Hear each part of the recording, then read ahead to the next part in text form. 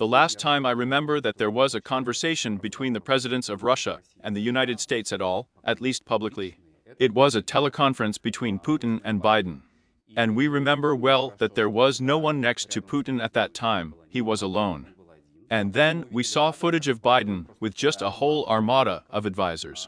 Right now, for example, from our side, who was next to the president? Well, usually the president talks on the phone, and no one keeps him company at this moment. This usually happens. But if necessary, of course, the head of state invites those assistants that he considers necessary to discuss certain issues. Did you hear the conversation, or did you read the transcript? Well, those who, let's say, those who are supposed to, they as a rule, already read the recording of the conversation. This is called recording a phone conversation. Based on this recording, what was the tone, the atmosphere of this conversation? Constructive, working, friendly. It is friendly on both sides. As a result, as I understand it, we must reach some kind of agreement with the United States, Russia, perhaps Europe, Ukraine.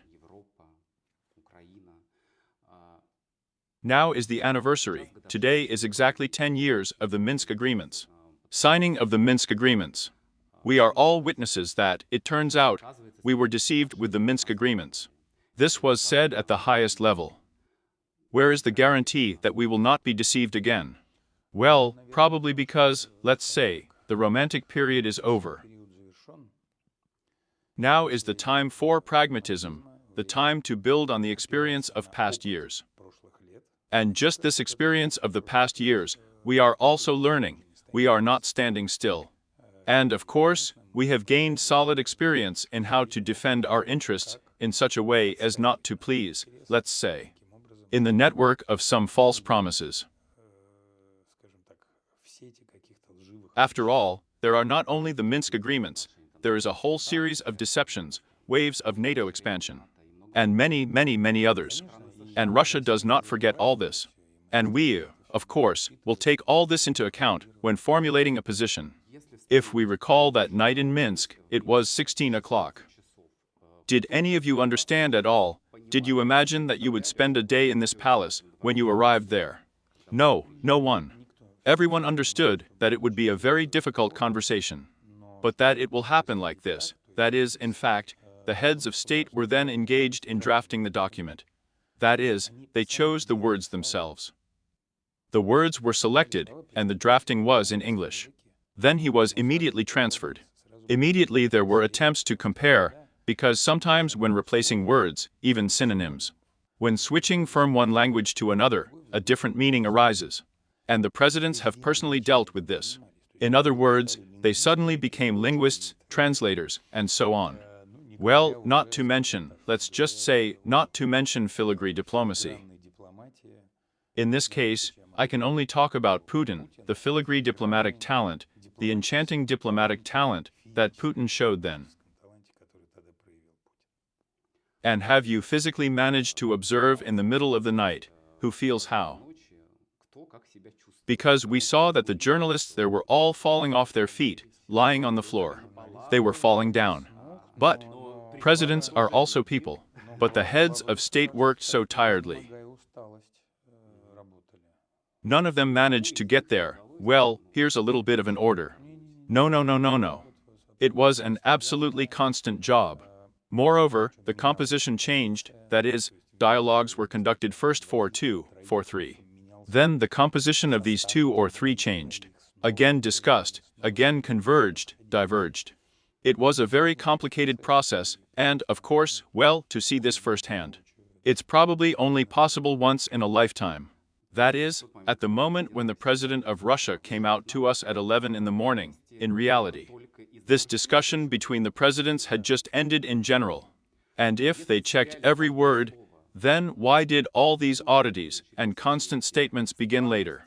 That Russia should fulfill the Minsk Agreements, Russia should fulfill this, Russia should fulfill this.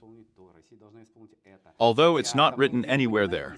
It's just that in the end, it turned out to be a document that made it possible, then, to reach a settlement of the Ukrainian problem.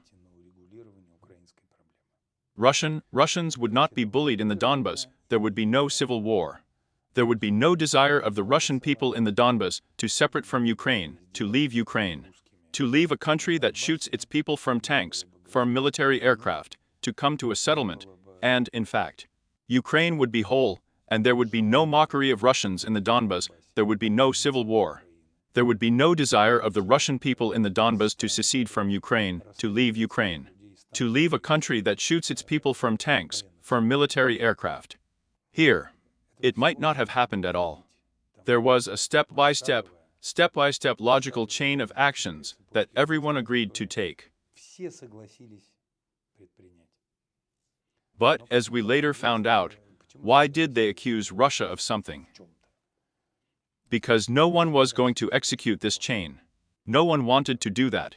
And at what point did Russia begin to feel that no one was going to do anything at all? Well, actually, there were clear deadlines there. When the deadlines began to pass, and when the tone of conversations did not change, and, in fact, they began to speak white for black, black for white, well, then, in fact, everyone already suspected something was wrong. Recently, we have heard many times that Russia has been deceived. But I think that many people believe that it is impossible to deceive Putin, Lavrov, Peskov. Can we be deceived? Well, look, if the head of state, well, not the head of state, but the head, the Chancellor of Germany. She is not the head of state is the president. If the German Chancellor speaks, having already retired, no longer bearing responsibility for the state of things, he says that, well, we weren't going to do anything, we had to stall for time. Isn't that cheating? But in Russian it's a hoax. In Russian, this is a deception. But it just has to become, should have become, and has become another lesson for us, another experience.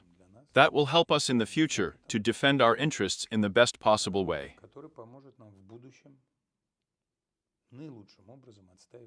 There is no need to take offense at anyone here. You know, they carry water for the offended. Here it is necessary to use any experience that has taken place in the past in order to improve their positions in the future. But how? All the same, in the end, the papers are signed. If the papers are not executed, then what is there to believe in the end? What should it be guided by? Well, you know, who is responsible for their words, who is not responsible for their words. Here in Istanbul, the papers were initialed, they were. That means 2.5 years. More than 2.5 years ago. They were initialed. They were ready to be signed. It was a different country. It was said, no, you can't. They were thrown out, and what are you pretending to do? You conclude that this country probably can't be so responsible for its words. And each time it is necessary to make a certain adjustment, agreeing with them on the deficit of sovereignty, and on the deficit of trust in them, which will not go anywhere.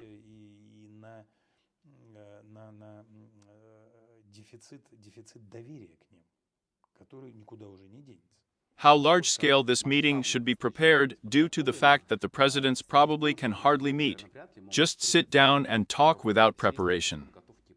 In other words, should any possible joint solutions have already been agreed upon, or not? Well, you know, if we were in the mode of such a regular dialogue, in the mode of normal interstate relations, then, probably, it would require less preparation. Although, in any case, the meeting of the two presidents, and even more so the presidents of countries such as Russia and the United States, require, of course, special efforts in terms of its preparation, drawing up the agenda, preliminary discussion, exchange of views at the working level, and so on and so on. But considering that we are actually talking about the first potential contact between the two heads of state in the current circumstances, then, of course, this meeting takes on special significance. At this point, it seems completely unrealistic that, for example, a high-ranking Russian delegation, which, as far as I understand, is all under American sanctions, gets on a plane and flies to Washington. This was a common occurrence 10 or 15 years ago, but now it seems incredible. In order for such a visit to take place, what conditions must occur? Well, you know, it is both quickly introduced and quickly cancelled if desired. And if desired, these sanctions can remain in force for decades. We all remember Jackson Broom. We all remember the new package of sanctions that was adopted the day after the cancellation. That is, it was such a quasi-replacement of the Jackson Broom. Jackson Broom was immediately replaced by a whole package of sanctions, which in their composition provided the same effect of containing our country, attempts to contain our country. Therefore, the sanction. This is so, especially in the performance of the Americans. This kind of thing can be fast, it can be long, but if desired, it's all possible. And President Trump can also come to Russia at any time, respectively, whenever he wants. Well, of course. When we agree on the Rozrzniki, the conditions. Victory Day is not yet in detail. President Putin will be glad to welcome all the heads of state of the world who are ready to share with us the joy and pride of this day. You can see how all European politicians, and indeed the whole world, are now discussing this telephone conversation. Here is the fact itself. And they say that this is a powerful signal. In your opinion, this conversation has taken place. It is a powerful signal about what in the first place? This is a powerful signal that now we will try to solve problems through dialogue. And now we will talk about peace, not war. After all, what happened to the previous administration? No dialogue. The war to the end. This was the official position of the previous administration. Judging by President Trump's statements, we solve problems through dialogue.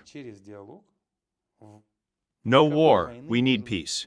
This position, in theory, should appeal more to any sane person or the state.